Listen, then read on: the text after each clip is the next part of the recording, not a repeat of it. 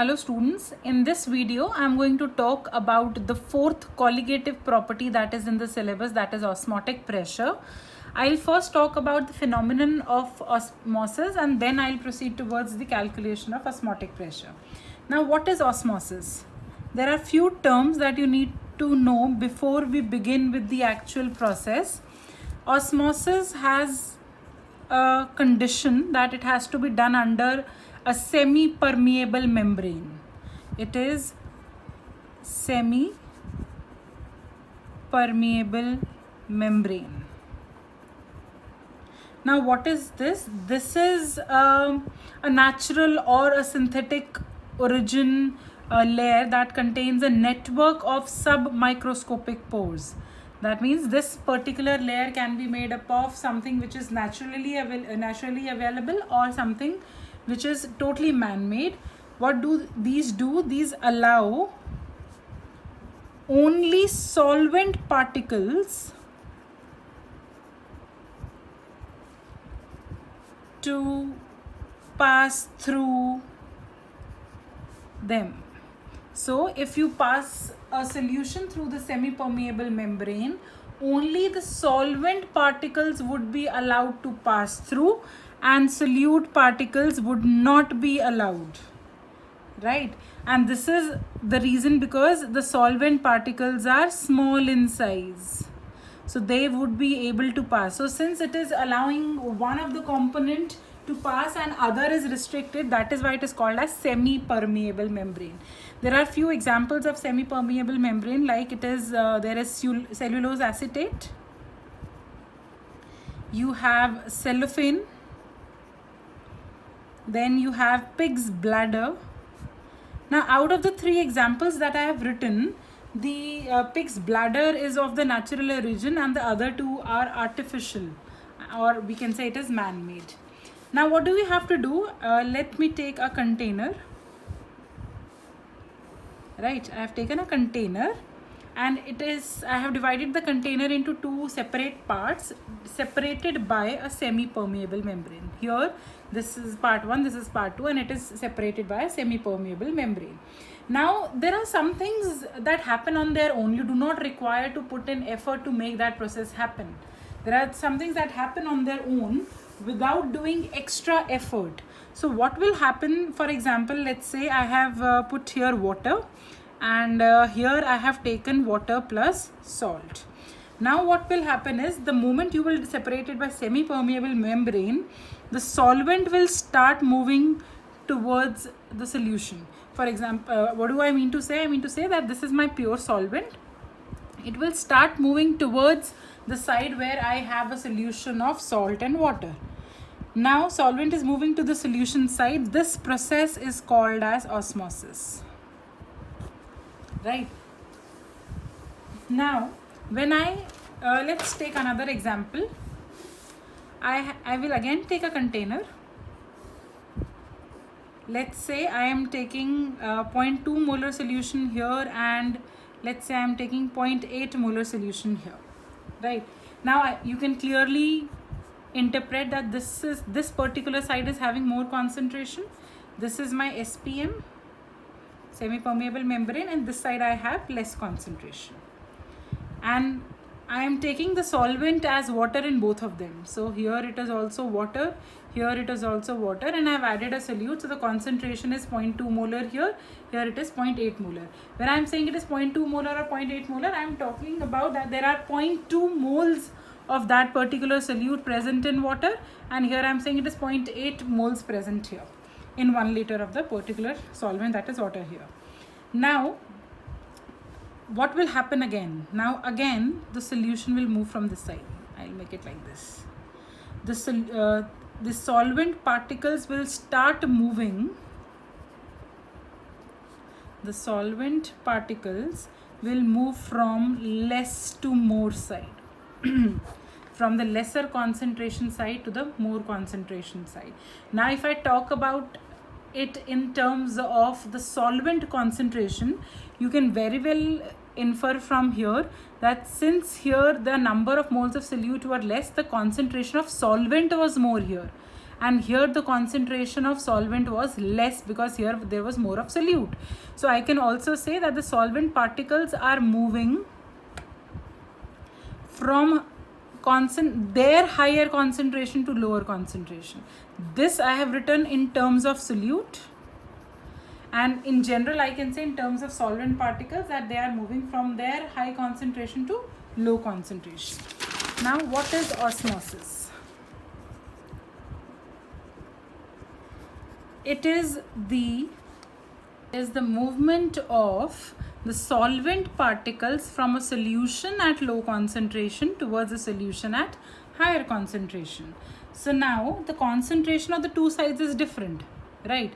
If it would have been same, I'll discuss that criteria again in after 10 minutes.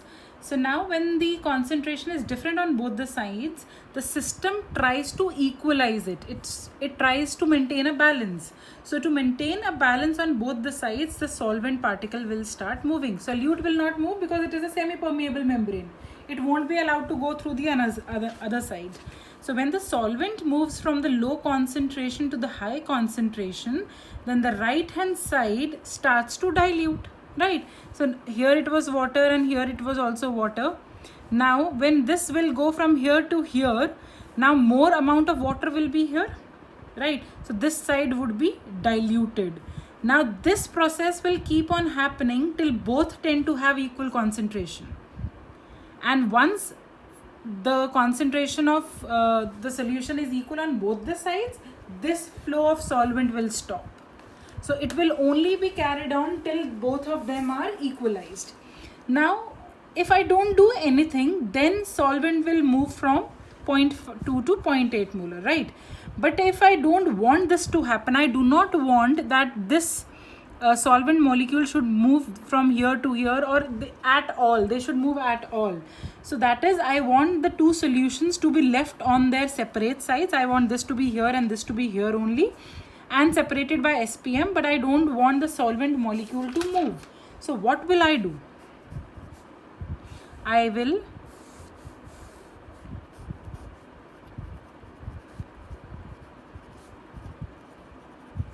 apply pressure here. Why am I applying pressure? Because I do not want that the solvent molecule should flow. So the moment I apply the pressure, no solvent flows. अब क्या होगा, यहाँ से flow ही नहीं कर पाएगा क्योंकि इसके ऊपर यहाँ से प्रेशर आ रहा है. So no osmosis will take place, right? Yet this side is 0.2 and this side is 0.8. That means the concentration is still different, but now there won't be any osmosis. So now this pressure that I have applied here is called as osmotic pressure. So what is osmotic pressure? It is the excess pressure. I will write osmotic pressure is defined as the excess pressure which when applied on the solution at higher concentration side, you are applying the pressure on the side where you want that the solvent should not flow. It just stops the flow of the solvent across the semi-permeable membrane. So now this pressure is called as osmotic pressure. Now since it is a pressure, then it will be having units of pressure only. So it can have the units of atmosphere, bar, Pascal, whatever would be used. It can be incorporated. So when the pressure, the osmosis was occurring from left to right and you apply pressure on the right hand side to stop the flow, this is called as osmotic pressure. Now what will happen if I take the same container? I have 0.2 molar here, 0.8 molar here. Here it is SPM. Now I apply a pressure this side which is more than the osmotic pressure. Sorry. I have applied the pressure on the higher concentration side, which pressure is more than the osmotic pressure. Then what will happen? अभी तक तो आप क्या कर रहे थे बेटा कि आप चाहते थे कि ये सोल्यूशन यहाँ पे ना आए, इसलिए आपने यहाँ प्रेशर लगाया. तो आपने उतना ही प्रेशर लगाया जितना ये यहाँ आने से रुक जाता, पर अब आपने वो प्रेशर और ज़्यादा बढ़ा दिया. So now what will happen is now reverse osmosis will occur. अब क्या होगा? Now the pressure here on this side is so much that the solvent particles will start moving from here to here. Now the flow will be like this. So if you apply osmotic pressure, then it stops, the flow stops. But if you apply a pressure which is more than the osmotic pressure, then the solvent starts flowing from right hand side to left hand side. I'm talking about this particular case only right now. So now what is reverse osmosis? So when the pressure more than the osmotic pressure is applied on the solution at the higher concentration side, the solvent flows from the higher to the low concentration, and that is called as reverse osmosis. Now why is reverse osmosis important? There are applications of reverse osmosis. Now the very first application is desalination of seawater. What is desalination? It is removal of salts to make it fit for drinking. So we have taken seawater and we want that it should be free from all these salts that were there so that we can use it for drinking. Now what I'm going to take is, I have again taken a container with two parts. Here I have added fresh water. Here I have added seawater. So now you can directly make out from here that fresh water has low concentration and seawater has high concentration. So we again know which is highly concentrated, this side. So if I apply no pressure, nothing is done, it is left it like that only, then we know that fresh water will move from here to here. Now if you apply osmotic pressure here, then what will happen? The flow will stop, osmosis will stop. But now if you apply a pressure which is more than the osmotic pressure, what will happen? The water will start coming from this side to this side. So what will happen? The solvent particle, because only SPM would be allowing the solvent particles. So if solvent particles shift from here to here, what will be left here? The salts will be left. And what will happen? It was already fresh water, pure solvent. From here also the salts have been left here only, and the water has moved from this side to this side. So here I will have more of fresh water. So that means the seawater has been purified. Now you can apply or you can give an outlet here and you can have your fresh water from here. So now if you do the reverse osmosis on seawater, you can get pure water for drinking. You can convert the seawater from seawater to the pure water. Now it was observed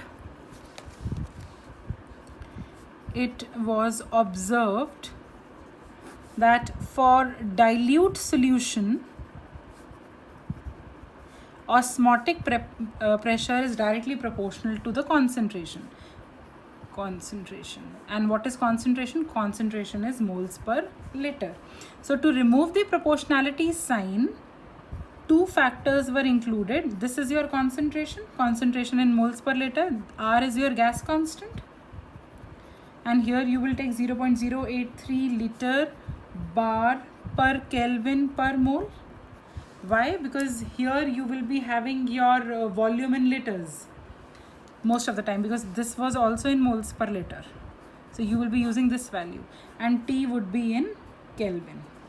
So now if I say P is equal to, C is your concentration. Concentration means moles per liter, which is molarity. Number of moles of solute upon volume of the solution in liters into R into T. Also, what is number of moles? Number of moles is given mass upon the molecular mass into the V of the solution in liter into R into T. This is pi. So if you have to calculate the molecular mass, it will be WB into R into T, pi into L. Pi into the volume in liters. Now, what are the advantages of pi? Pi is your osmotic pressure. What are the advantages? The first advantages is it is measured at room temperature, and molarity is used instead of molality. So the very first advantage is you can perform the reaction even at the room temperature. You do not need very high lab conditions for it. And molarity is used instead of molality. The second is its magnitude. The value of the osmotic pressure is high even for dilute solution. And we know the magnitude of the other colligative properties is very less. For example, when you were talking about relative lowering of the vapor pressure, the depression, the freezing point, they all had very minute values because you were calculating the difference in the boiling point and the freezing point. So now the magnitude is very high, so again it is very useful. Particularly suited for biomolecules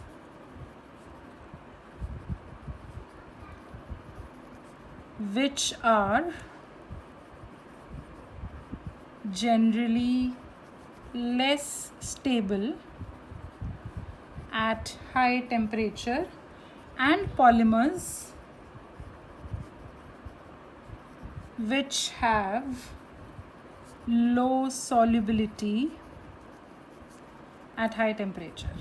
So particularly those conditions wherein very high temperature is required for the calculation and for the experiments, you are saved from that because it is done at a very dilute solution and the room temperature conditions. So particularly the biomolecules which are generally less stable at high temperature, they can be performed, the reactions can be performed even at the room temperatures and the values can be calculated.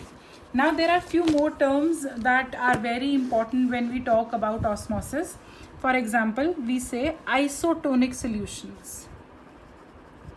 What are isotonic solutions? Isotonic solutions are solutions having same osmotic pressure at a given temperature. What do I mean to say here is, again I have taken a container, I have two different solutions in the two different parts separated by a semi-permeable membrane. The osmotic pressure of this component and this component, they both are same. So what will happen if the osmotic pressure of both the solution is same? I can say that there is no movement of the solvent molecules.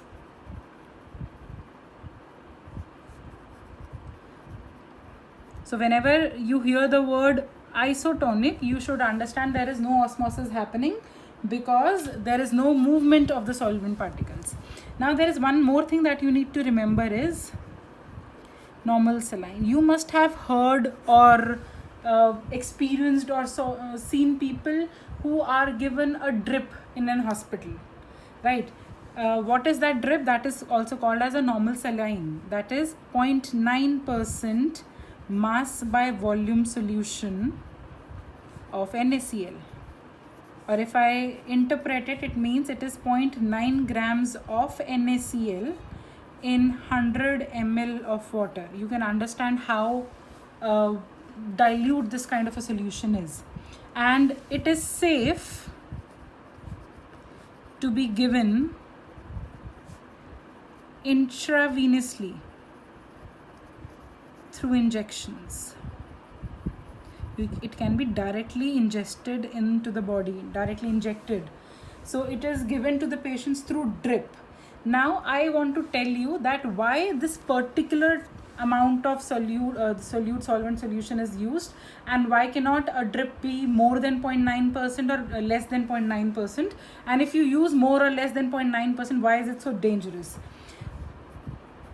The fluid concentration in RBC is your red blood cells. In your blood, the fluid concentration is same as in normal saline. That means जो हमारे RBC के अंदर fluid concentration है वो भी इतना ही है बेटा, ठीक है? तो अगर आप इतना ही और दोगे, then you are just providing the solution into the body. You are not making any movement of solvent from one place to the other. But for example, I talk about hypertonic solution. What is hypertonic solution? The solution whose concentration is more than 0.9% mass by volume of NaCl. what I'm trying to say is, for example, let's say I have taken 1.5% of mass by volume NaCl solution. इस container के अंदर 1.5% concentration पे NaCl है. Now you place your RBC in it. RBC से RBC की concentration क्या है? 0.9%.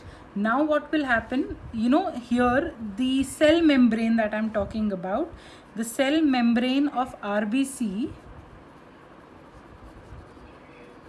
is a semi-permeable membrane. ठीक है? So when you put your RBC into a more concentrated solution, what will happen? The solvent molecules will move from low to high concentration. That means this is low concentration, solvent molecule बाहर आ जाएगा. And if it comes out, then we call it as exosmosis. What will happen? RBC will shrink and die. क्यों? क्योंकि उसके अंदर जो water था, जो भी हमारा सॉल्वेंट था, वो बाहर आ गया है. And since there is loss of water from the cell, we call it as shrinking of the cell, and the cell will eventually die.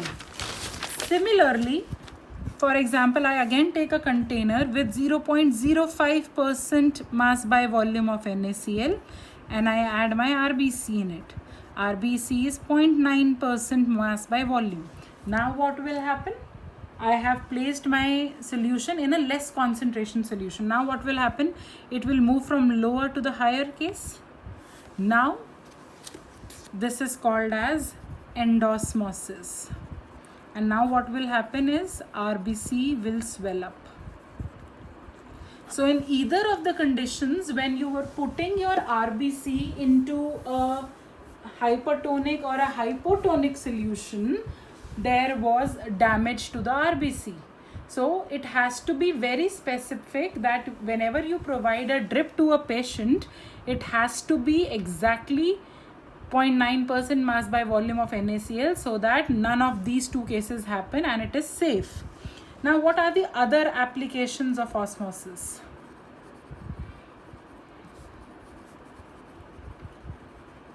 There are many applications of osmosis apart from this RBC case. The first is that raw mangoes, when placed in salt solution, it shrivels to pickles due to exosmosis. You must have seen, beta, your mother or anybody in the family who's making pickles, they make sure that the mangoes are first fully dried, or I can say they are fully shriveled before they make the pickle, so that there is no moisture left. And for that, what they do is, after sun drying it, they add a lot of salt, so that whatever the concentration is there in the mango, that comes out. Similarly, wilted flowers revive back when placed in water. The flowers which have dehydrated and they have totally become the wilted ones, the ones which we call it as sukha hua patta in Hindi, that will again revive back if you put it in water. Raisins swell up when placed in water. The limp carrot. Limp carrot is a carrot which is not stable. It is woggling its tail because it has become very weak and dried. So limp carrot becomes fresh when placed in water. Another important condition here is that people taking a lot of salt in their diet experience retention of water in intracellular spaces due to osmosis. Right, so this results in a medical condition called as edema. You must have seen the people who have the complaint of high blood pressure, or they take a lot of salt in the morning. When they get up, they have puffy eyes. Or apart from that, there are other conditions also where they feel that there is swelling in their hands, their arms, their feet. That is because a lot of water is being retented into their body cells. So the people with such conditions have to cut down on their salt intake. The other examples, applications of osmosis can be the preservation of meat by salt or fruits by sugar. Here the bacterium loses water due to the osmosis and dies eventually. And apart from that, if I talk about, I think the movement of water from soil to roots of a plant and further to the the branches and the other parts of the plant is partly by osmosis only. So I hope the concept of osmosis, reverse osmosis, osmotic pressure, the different type of solutions like isotonic, hypertonic and hypotonic, and the applications are clear.